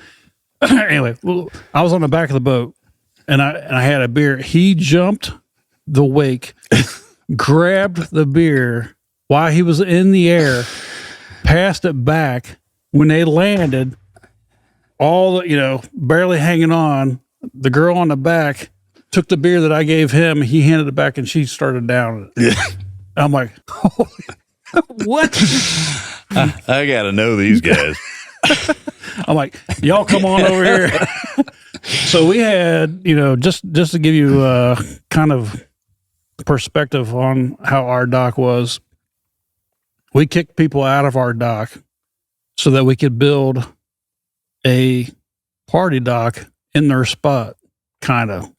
Well, that's not kind of the way that happened. But we built another dock on side of our dock and built it to where we had live bands, and it was always a good time on there. Definitely. So when we met you, like-minded people towards to gravitate towards each other, whatever it be.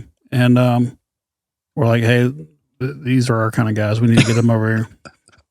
And that's kind of what started it. That is how it started. I think it was a love for music and having a good time. Yep. Yeah, it had nothing to do with, you're going to hear the story. You're going to like, oh, a bunch of drunk bastards. It really wasn't even about, I mean, it was, but it was more about the release from pressure. That's where I was in my lifetime anyway. It was I had a lot of stuff going on at the time, a 3-year period probably. And that was at the culmination of it where, you have your professional life and you have your personal life, and those two did not mix. And to this day, they still don't mix at all. When you see me professionally, I'm spot on. You can't mess with me. My personal life, I'm spot on. You can't mess with me. And it's two totally different worlds. And that's how I've kept it, ever since I retired. And for me, it's a release of it's pressure. Pressure. Yeah. That, and I've said this in past podcasts, it's a battling depression. It's therapeutic, extremely. I can attribute to my life of saving my life on numerous different occasions. My wife being one, my buddy from back home being another, and that river being one also. And I was in a dark place, and that river kind of saved my life, along with a lot of different things. But that was one of them. And it was just a release to take all that negative stuff and have some good people that you trusted, and just not worry about what's going on with everything else. Right. And that was built over time. Yeah. Oh yeah. Oh, it wasn't immediate. As you probably will know. Oh yeah. Well, I mean, it's like anything else, it takes time and it just develops. Yeah. And it seemed real easy. If you're an honest person and you're true, you almost start looking out for that other person. Yep. And I think that's what we did. Yep. But anyway, that's how we met. And now we're on to your third wife. And that was the time that we met. Third. Oh, third, yeah. With the whole meeting. Meeting. How me and you met. Oh yeah. That was the third wife when me and you met. She was. We were just two different people, and when I met her, I was coming off a 22-year marriage. Yeah. And at that point, I think I was unsure of myself, grasping for straws, and it just didn't. We were two different people, but hey, everything else was kind of good. Yeah. Sex was good, It was. I didn't say that. She was crazy. Everybody's heard it. Sex with a crazy person is awesome. But that only goes so far. Yeah. So, and that's where it landed. There was other things that came into the picture. Her daughter, came to live with us, and that was a nightmare. We just. I figured out real quick that this wasn't going to work. Can you see my eyes cringing a little? Not cringing, but trying to think if I even want to even go down that road. Yeah. We had. I'll tell you what, it was disappointing. I'll say that. Yeah, it was disappointing. For whatever reason. I'll tell this. I felt that she couldn't hold her alcohol. Obviously, she was well, no, I'm talking about the daughter. Yeah. Anyway, I'm sorry. Go ahead. That's all right. So, yeah, alcohol came into play. She was she's great to be around until she had that last drink, sort of. And once that got to a point, I think everybody that hung around us at the time felt very uncomfortable. Very uncomfortable. It was like walking on eggshells. I didn't feel uncomfortable. Well, I know you didn't. It was damn my boat. So I knew it was time to leave. Yeah, so that didn't end out. So where'd you go? Went back over to our boat. And that was not too, that didn't work out very well either a couple of times. Well, I mean, when it all ended and everything. When it all ended, she packed up her stuff and left, and And where did you go? Actually, for a while, I lived in the house until I sold the house. Yeah. And thank God I didn't have to split anything with her because we were only married, 3.5, 4 years maybe. So, the house was mine, but I sold the house. And in the process of trying to find a different house because I didn't want to stay there anymore, and lived on my boat for a couple of weeks. And I don't know if it was you or Carrie, your wife, whatever, because I talked to her a lot. Yep. I talked to her. Carrie is very easy to talk to. I talked to her an awful lot, and she helped me a lot to get through or over that sort of thing. Well, so I get to the point where I was trying to, so you came to live with us for a while. I did. And I remember I was working at a project that was very in-depth at the time. And I remember, being 10 o'clock, 11 o'clock at nighttime, and you guys, we were all talking outside. I'm like, I got to go to bed.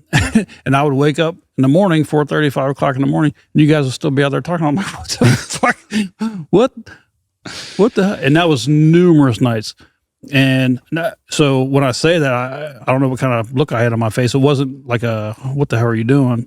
It was more like, man, I could never hold a conversation for that long. I just don't have it in me. And she's that person that is willing to take that time to help somebody out. And so am I. But, when I got to go to bed, I got to go to bed. Right. You know what I mean?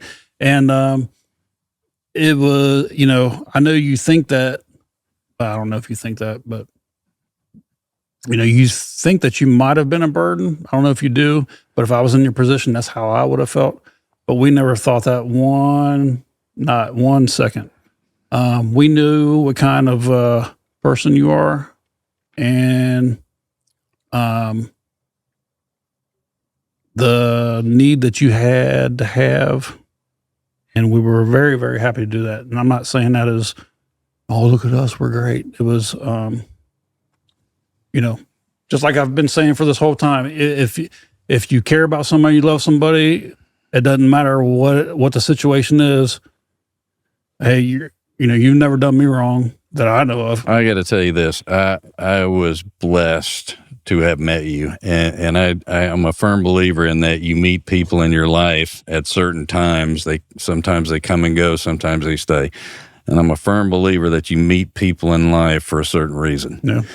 And you got, my mom and dad were gone. I didn't have any family here. I wasn't talking to my brother and sister.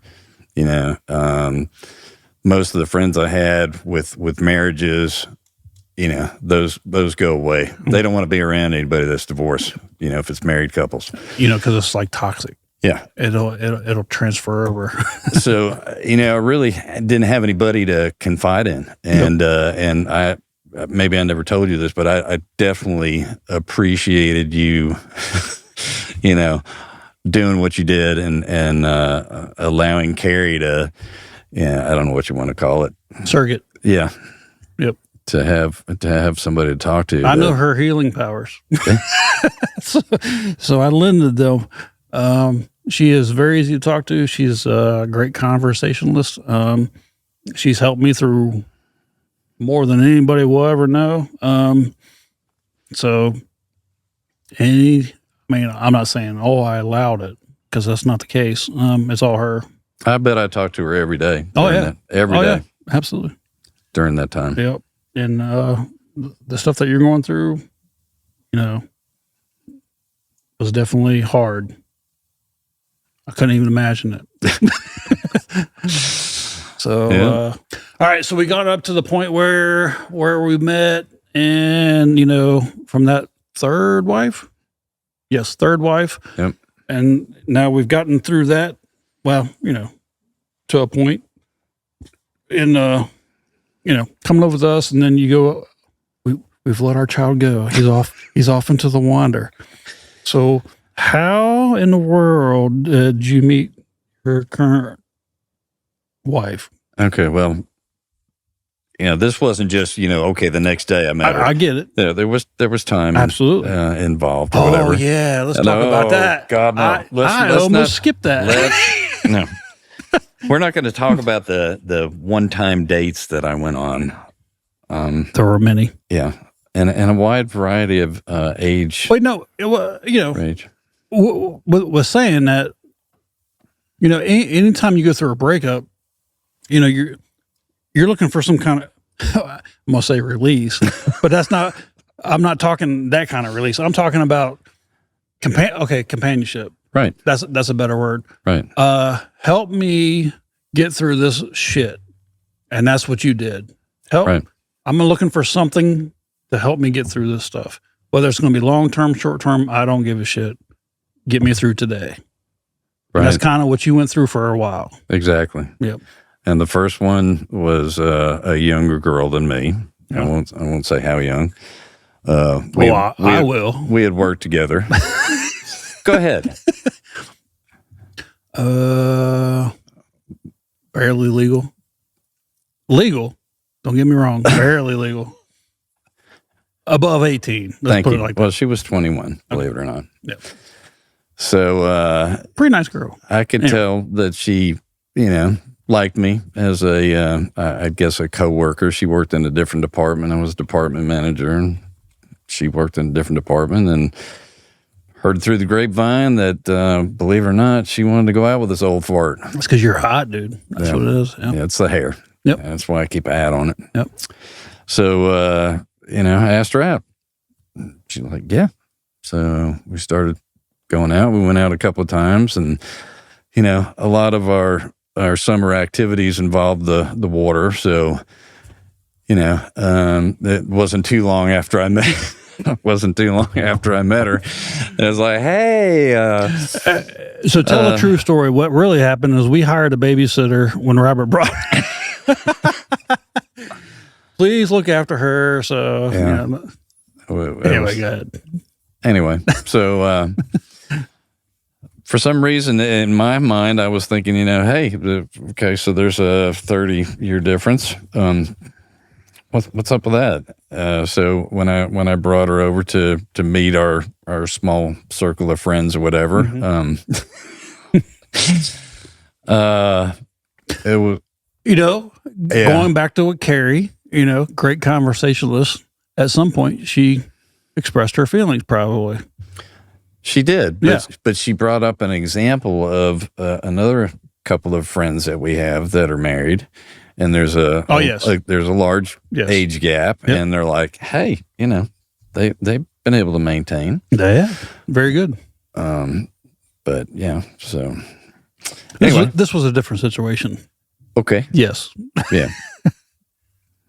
Like you said, it did help me get through that time. Yep. And there were a couple of others, ones that weren't so good. But I think at that point, my judgment was a little off. If that's what you call it, go ahead. Yeah. We'll go with that. What would you call it? A lapse of judgment. Well, maybe that's what I said. Is that what you said? Well, I said bad lapse. Okay. Anyway, so yeah, there were definitely a few, and horse saddles. Go ahead. Well, I think it was saddlebags, but. Anyway, so we got through all that, and then I started getting serious. I'm like, you know what? I'm done with this. I'm going to check on this online dating thing. Ooh, yeah, that's not good. So, I went through a couple of bad experiences with that, and I was on this dating app called Zoom. I think it was called Zoom. Zoosk.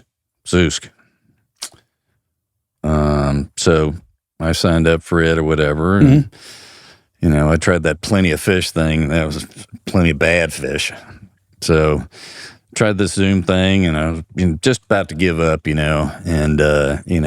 I know you don't know this, but you kind of go through and you can see different girls, that you're interested in, and, you hit, hey, I'd like to. Is that a swipe right, swipe left? Sort of. Okay. And you can wave at them or, blow them a kiss or something or whatever.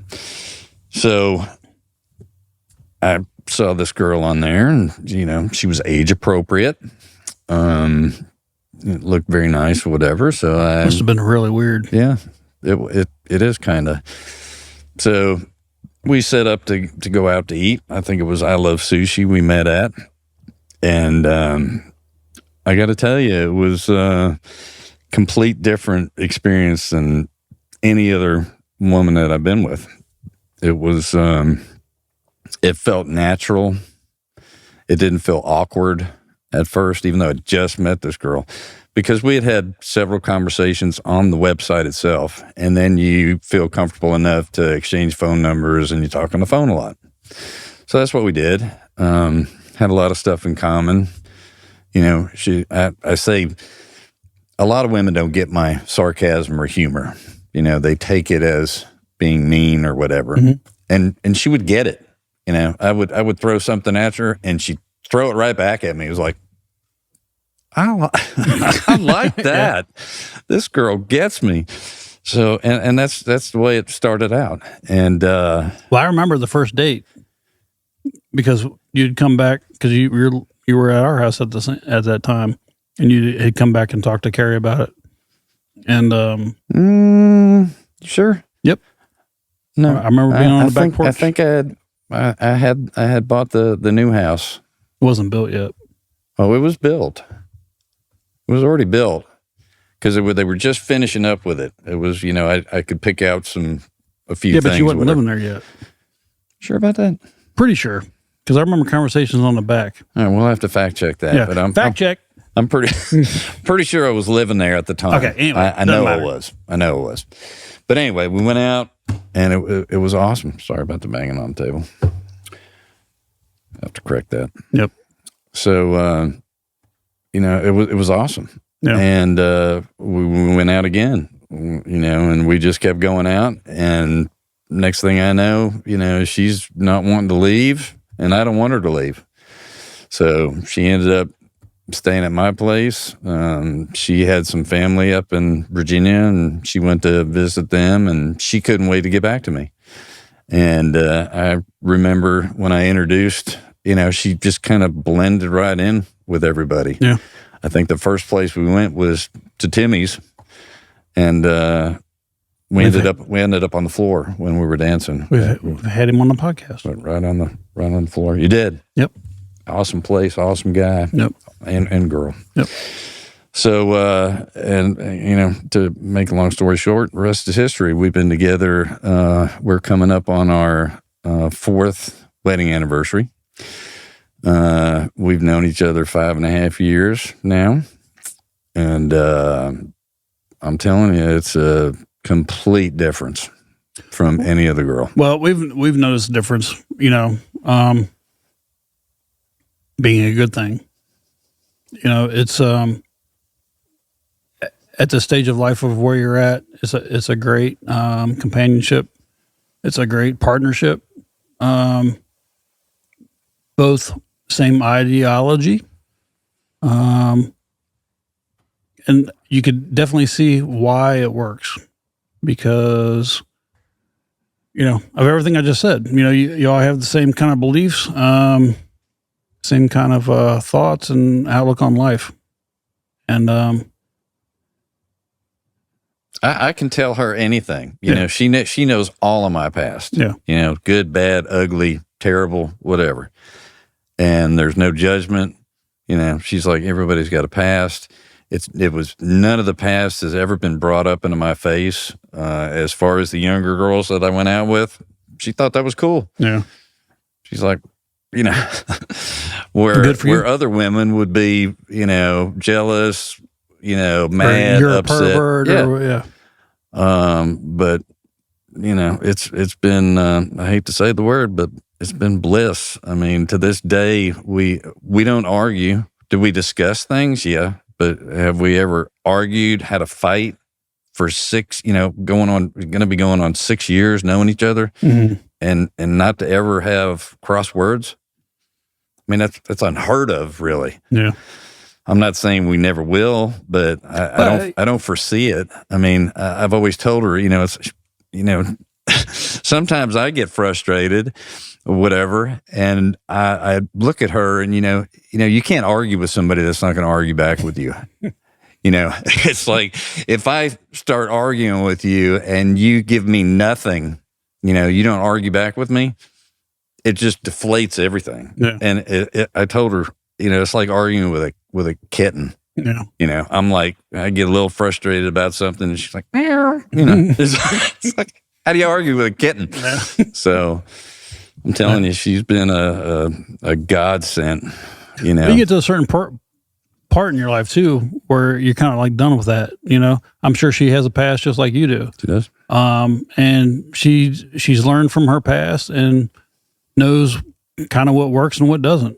And, when you get to your spot, she probably had other people that's been to where you're at, and she's probably tried to fight back and be like, kiss my ass. I ain't dealing with this shit. Or, yeah, he's frustrated. I'm going to settle down. When you're done, then we're going to talk about it, kind of thing. She's probably learned that through life. Yeah. And that's probably the best way to go. And I've tried to do that through my life. Does it happen every time? No. Because, there'll be somebody coming here and tell you that I'm full of shit. So, well, I got to tell you, it's the right person at the right time of your life. Yeah. And it took me about a year, to get out of that, walking on eggshells, because I don't have to anymore, to, be worried, should I tell her this or should I tell her that, Yeah. Or, sometimes she would say to me, who you're married to now, right? Like she understood that you're not dealing with the same person you used to be with, all right. Yep. And, I'm telling you, I'm a blessed man. Yep. For meeting her. So when this gets published, hopefully, we will be having a party. And what is that party going to be in celebration of? We are going to be having a retirement party coming up. So the day that you are listening to this, we're going to be celebrating a long lifetime of work, dreams, aspirations, and it's all coming to a culmination event that is happening to a very good friend of ours' place. Mm-hmm. And we're looking forward to it because it's well-deserved. We're talking about you and her retirement at the same time. Right. Both of us have worked at least 40 years. Yeah. She's worked for the federal government for 40 years. I've worked in the dental laboratory field for 40 years. And we're ready. And, we've got the means and we're going to try to enjoy the time that we have left together and travel and, do the things we want to do and not what, hey, it's time to go to work. Yeah. So we're looking forward to it. Man. Yep. And it's good to have the friends that we have. They say a lucky man, if he has at least one good friend in his lifetime, he's blessed. Yeah. And I have been blessed with you and the group of friends that we have. Yeah. Really am. And I don't take it lightly at all. Neither do I. Neither do I. That's a great note to end this on. Part 2 will be coming, guys. I appreciate y'all hanging out. It's always been a long one. And what we're going to do from here on out, we have one more podcast coming, and that's going to be my interview with Mike Klein. He did me at first. You guys kind of remember him. I think he was episode 8 or 7 or so. And we're going to do that first hour, and then we're going to do the second hour. Unfortunately, Mike Klein could not do the second part, so Mark Kinnemer's going to do that part, and that's going to be ending our season for the first season. We're going to see how it goes. Hopefully you guys like what's going on. It helps us out a lot if you subscribe, view it, like it, all that good shit that everybody always says. We've got a lot invested in this, and hopefully we are going to be traveling on this next season to go see some good friends of mine, some people I don't know, but they have good stories also. And hopefully it'll be entertaining and maybe educational. So we'll see you guys later.